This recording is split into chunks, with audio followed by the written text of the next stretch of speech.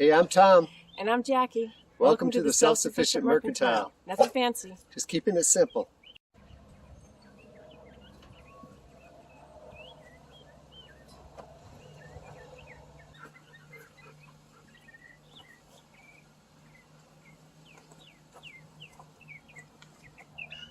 Hi everyone, thanks for joining us. So today what we're going to do is take a short walk through the garden to see what's growing. Right now we're in about almost late February, and again we're in Southern California, so we do grow year-round here. We have two distinct seasons, kind of our warm season and then our cool season. So we're going to just take a walk around and show you guys what grows right now. One of the big things we grow, and they're already fruiting, are our peas. So we've got snap peas here and snow peas. And we've used welded wire here for them to crawl on. And peas are really great because they kind of crawl on their own. They have these things that are called tendrils. They pretty much just wrap around everything or anything they can grab onto and just crawl up. So this is one of our favorite crops to grow in the wintertime. You can grow shelling peas too. We've got a few of those, but mostly what we grow are the edible potted types. And of course the dogs love them. And we do too. We mostly snack on these. They rarely make it into the house.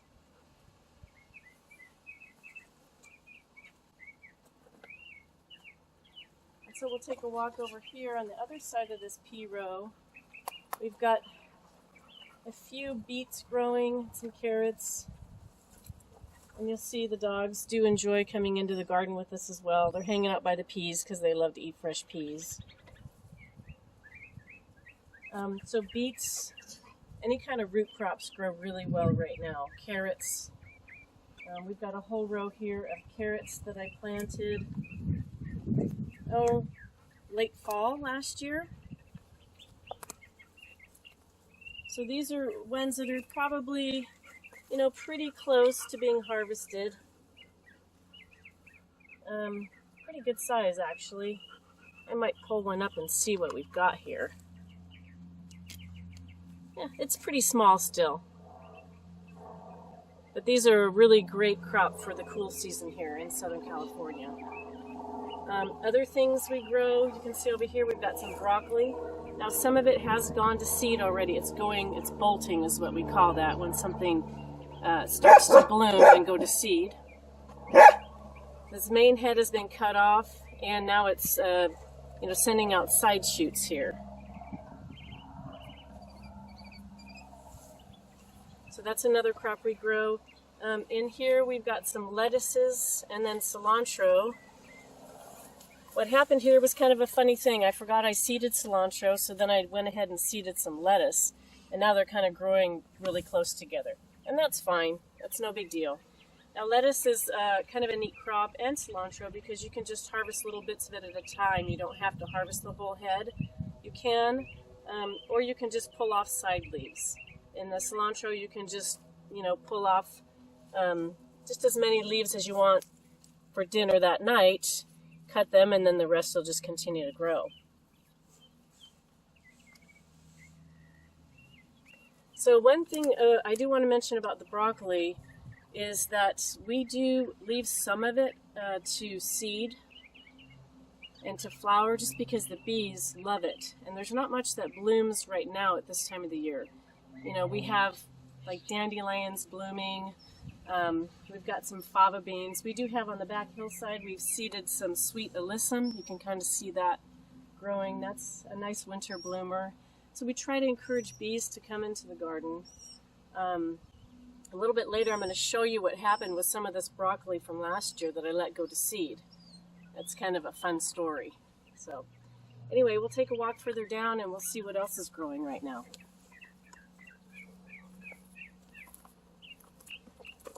Now, one thing I do want to mention are these structures here. We've got two of them. Last year was the first year that we did this. They're just kind of those canopy things that you buy at a home improvement store. It was so hot last summer, and we didn't want our tomatoes to burn in the sun. So we actually threw shade cloth over this, which made it really pleasant, not only for us, but also for the vegetables. So it kind of looks funky right now, but we just left them up rather than taking them down because we'll probably do the same thing again this year. Now, I'm sure some of you guys are familiar with grow bags. These things, I've probably had these guys for several years, and I've seeded some carrots in here. They're doing really well. Another crop that does great, even in the summertime here, is Swiss chard. And this plant's probably a couple of years old, but we harvest this all the time, eat off of it all the time. And then some of these rows are still dormant, so I will be amending them pretty quick and planting next, like the warm season crops in these. And this row here, it looks blank, but there are actually potatoes in this row. I planted some, probably a couple of weeks ago. And if you take a walk up here, you can see that I planted some even earlier, but we've had so many really hard frosts lately that they really got zapped. But I think they will kind of pop out of it. You can see there's still some green growth in there. So hoping that those will come back just fine. But we've had some really, really cold mornings here. And then behind me you can see these guys are fava beans. So these are a wonderful crop for the cool season here. The bees again love them. And you know, a lot of people don't like fava beans to eat. If you don't, these make great kind of biomass for a compost pile and things like that as well. So you can be feeding the pollinators and then just using it in your compost bin, or you can wait and get the fruit off of them. I kind of like them myself, but I don't know, they're maybe a unique taste. So this is one thing over here I want to mention. This is a new structure that Tom just built. We do compost a couple of different ways. We have a worm bin, and I'll show you that in a minute. This is just from pallets. So he just wired together a few pallets. We have two separate bins here. We're going to start on this side, kind of let this decompose. And then once it's full, then we'll move over to this side, and then we'll start the pile here. And the interesting thing is, he said, is when he moved this pile, we had it, you can see a big blank spot over here. We did have all the debris just piled up over here, and when he was moving it over, he said the earthworms were just crazy in here. So I know that the earthworms will continue. They'll just migrate over there and find their way into that bin. And then another thing that we've done for many years is raise worms. In this particular one, we've got the red worms, which are really good at composting, kitchen scraps and things like that. I'll see if I can open this up and show you guys. Another thing that we feed them, a few of the neighbors around here have horses, so we do put horse manure in here, which they love, and then we just throw scraps in here. So if you can get a shot of this, you can see the horse poop that's in here right now. See that? You can just tell they love that. Look at all those red worms. So whenever we put a load of the manure in here, they just right away find it. They crazy love it. So they'll break all that down. And then we just throw kitchen scraps in here and garden scraps too. This is a great way to get kind of some of your own compost. You know, it's hard because I use a ton of compost. It's hard to get enough of our own. So we do purchase it in bags as well, but I just feel good about, you know, recycling our kitchen scraps in this kind of a deal. So, and then over here you can see we've got some of our fruit trees that are starting to bloom. This is a nectarine. Gosh, it's real close to blooming here. We're hoping we don't get too many more cold nights or mornings that'll affect it in any bad way. And then here This is a neat tree because this is a fruiting mulberry tree, and it's actually one that I took from a cutting that Tom brought from Texas.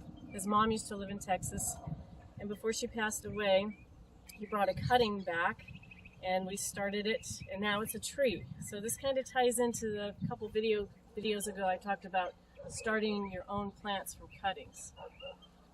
So this summer, once this starts leafing out, we'll show you guys what it looks like again. It's really a beautiful tree. And then here we've got more welded wire.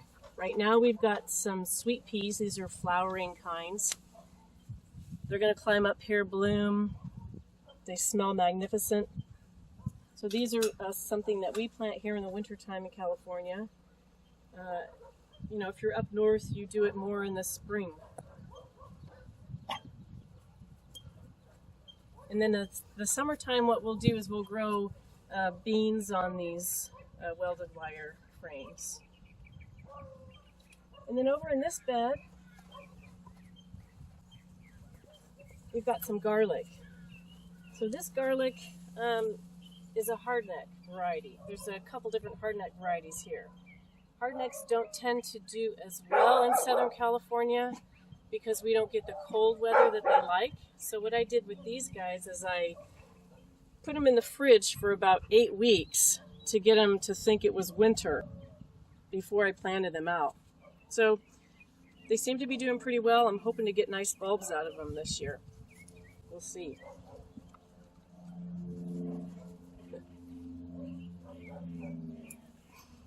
Okay, so I'm going to show you that broccoli patch that I was talking about. We'll take a walk over there and I'll show you that.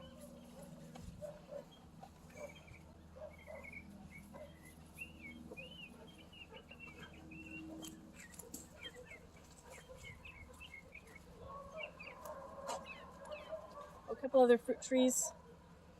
This is an apricot tree, one we planted a couple of years ago. It's just starting to bloom.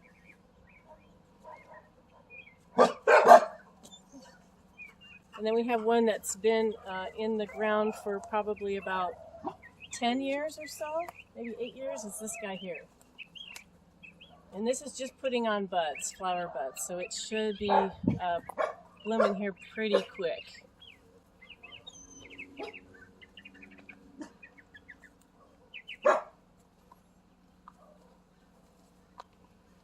Okay, so this is the patch of broccoli I wanted to talk about. Last year, I had broccoli that went to seed, and what I did is I was cleaning out the garden, I just threw the broccoli here. So it was full of seed heads. I was going to put it in the compost bin, and I just kind of forgot about it. Later I cleaned up the area and then did recycle it. But this past fall, all of these broccoli plants just came up on their own. So they're totally volunteer plants, which is really cool. You know, I guess you could argue that gardening might not be as difficult as it would seem, and nature just kind of does its thing sometimes. So this is a fun thing to find out. We've been harvesting off of this quite a bit, and again, we'll let it go to seed and maybe just leave a patch of it grow here on its own. The other thing that we have a ton of volunteers of in the garden all the time are carrots. I'll let a few plants go to seed. You get a ton of seed from carrots, and then sometimes I'll just take them and sprinkle them around, and they'll just come up on their own when the time is perfect. It's funny because sometimes carrots are hard to get to grow in rows. You've got to keep them evenly moist and get the timing just right, and it seems like the volunteers just kind of know when to come up on their own.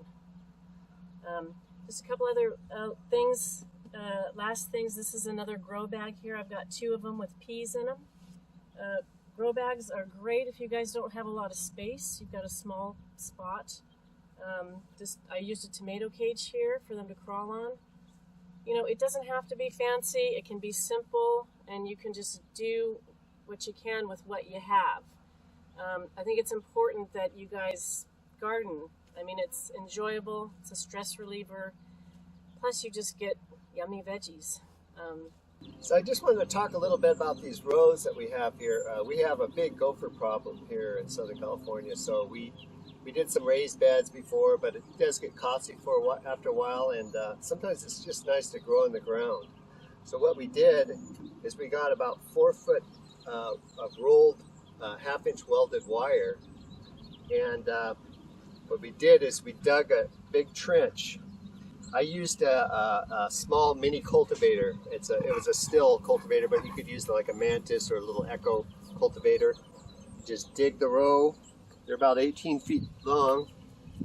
Dig it down, shovel it out, dig it down again, and I went probably about 18 inches to 2 feet down. And then what we did is we just started filling it back in with the dirt and with a mix of compost, just to make the rows nice. This is our irrigation setup. So I've got a main tube going and teeing off to here. I can shut off each row here with this valve, and then I just have it teed off here with just some drip tape. This is the nice soft drip tape. I don't know, it waters about every 6 inches or so. So then we can change this every year. When we get, you know, something chewing into it, we can fix it. In between the rows here, we basically just use our mulch, like for mulching our trees. We chip them and shred them, and then we'll just spread it out into here, or just excess grass and stuff like that. We even use wood chips from the dogs' kennels. You know, they like to lay in the wood chips every once in a while. So we'll bring them up here and we'll just put them between the rows. It kind of keeps the weeds at bay to a point naturally. You know, sure, we could put plastic down there, but it's just not natural. So we like to go as natural as we can, because eventually, you know, we may be making these rows closer or whatever. But this welded wire has worked really well for us with the gopher problems, because they'll dig right down beside it, and I can see where they're digging, so we'll set a trap and get the gopher from the outside of the garden. It's a good way to be able to grow in the ground and keep the gophers at bay. So, you know, it was a bit of work when we started, but it's worth it. So hopefully get some ideas here. What are you guys barking at? You're barking at, Zach? Oh, maybe they want to pee. Hey, do you guys want to pee?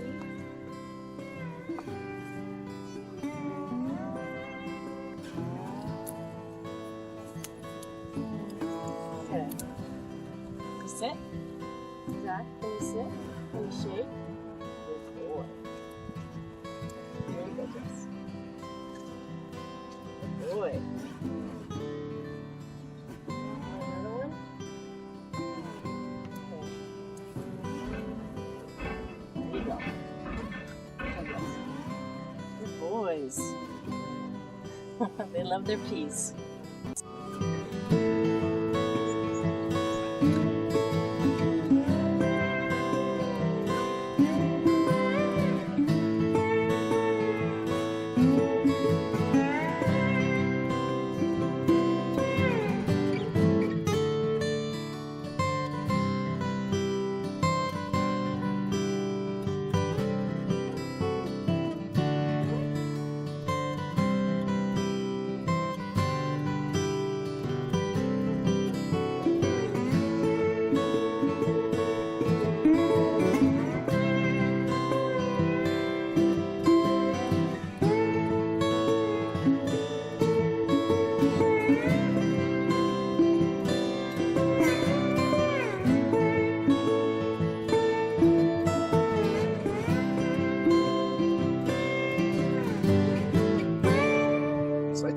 About the irrigation inside the garden, but this is where it comes in here. Basically, we've got a PVC line. Underneath this cover is one of those plastic red and white valves you've seen in irrigation stores. So I've got that shutting off the whole system if I need to. Inside, what I've done is I put another valve. You can't have enough valves as far as I'm concerned. So I got another valve that will open up, and to that valve I've got a manifold with 4 hose connections there. We have one that we just want to, if we want to water individually, we just have a regular hose attached to that. And then these other ones, one will go to the garden, and then the other one will go to the trees. So if we want to just water the trees, we can just water the trees. If we want to just water the garden, we'll do that. if we just want to carry a hose around and water sporadically, we can do that. Now outside of this is called a sea fence. This surrounds our whole garden. And the idea behind this is that you will keep critters from getting into your garden. I have, originally I just put some T-posts and I put a rabbit fence up for strength, because the rabbits will try to ram their way through the chicken wire, and chicken wire is pretty thin. So that's up. And then what we did, this is 3 feet tall, we got a 5-foot piece of chicken wire roll, and the idea is to roll out about 1 foot from the bottom, so they'll try to dig in and they hit the chicken wire. A lot of them don't have sense enough to start digging way out here, so they'll start digging right by the fence. And then on the top, you kind of just leave it hanging, because they'll climb up, like the squirrels, climb up and then they get upside down. They don't really like climbing upside down. They can't figure it out because they're just hanging there. And it's worked really well. It's keeping a lot of the squirrels out. We used to have a lot of problems with the squirrels coming in and eating the tomatoes and stuff like that. So now we don't have that problem anymore. So with this sea fence and the 1/2-inch welded wire in the rows, we've pretty much eliminated a lot of the problems with the critters coming in eating the food, except for the birds and a few mice here and there. But it's a lot better now. We don't have a lot of growing areas, so we don't have a lot to share with these critters. So this is what we do. So hopefully that was informative, and hope you enjoyed the video. Anyway, I think that's about it for today. It's a short video. Just kind of wanted to give you guys a tour of our garden, and we'll give you updates when we get some of the warm season crops planted. And if you have any questions, please let us know down below. If you like videos like this, consider subscribing. Hit the like button and the notification bell. And again, thanks for joining us, and have a great day.